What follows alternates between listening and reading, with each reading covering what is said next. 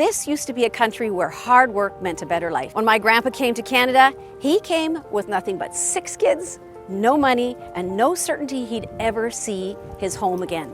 But he believed in something, that if you worked hard in this country, you could build a life. Now I look at my grandchildren, I'm not sure that promise still exists. So after World War II, my grandparents left everything behind in Holland. They were chasing something they'd only heard stories about, a place where hard work could build a better life. So they were sponsored by a farmer and sent to the prairies to work the beet fields. That first winter came very fast. They lived in a tiny house, the kids slept in beds crammed shoulder to shoulder, and the loneliness hung heavy in the air.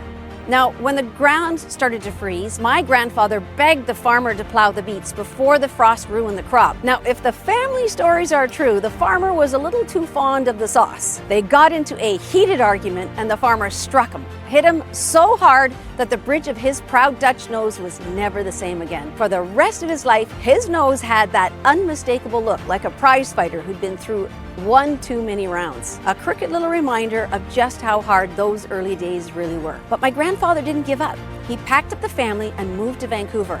His first job? Grave digging, just to make ends meet. And slowly, through grit and faith, he built a new life. He became a successful realtor, his children became entrepreneurs, they created jobs, supported families, and gave back to the country that had given them a chance. Because in those days, if you worked hard in Canada, you could build something real. A safe street, a home to call your own, a future for your kids. But now I look at my grandchildren and I worry. That promise, that certainty, that hard work pays off has been broken. After 10 years of reckless policies, families are struggling. Homes are out of reach.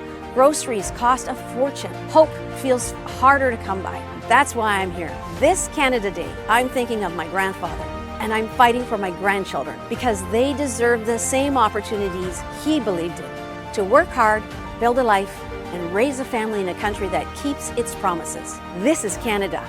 Let's make that a land of hope again.